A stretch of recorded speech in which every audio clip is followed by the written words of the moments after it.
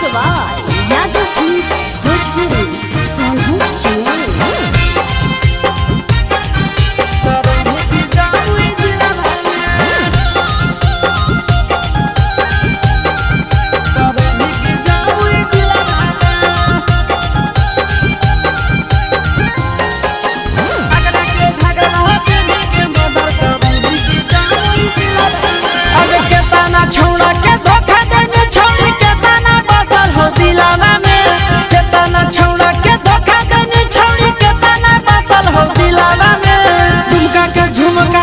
करनी के जमुई जिला में दुमका के झुमका पहनी के मर्डर करनी के जमुई जिला में आगे के तना छोड़ा के धोखा देनी छोड़ी के तना बसा हो दिलावा में के तना छोड़ा के धोखा देनी छोड़ी के तना बसा हो दिलावा में आगे एकरा के घघरा पहनी के मर्डर करनी के जमुई जिला में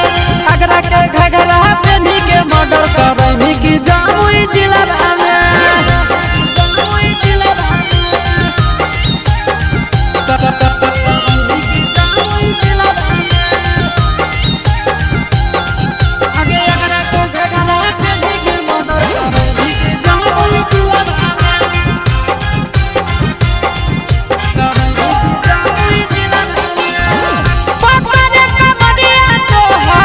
सतरे उमरिया के गोली चलबै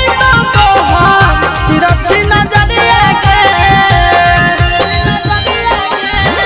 सतरे कमरिया तो हम सतरे उमरिया के गोली चलबै तो हम तिरछी नजरिया के आगे लागो ही बड़ी बाबा ला छोड़ी सैंडल हाई हिलावा में लागो ही बड़ी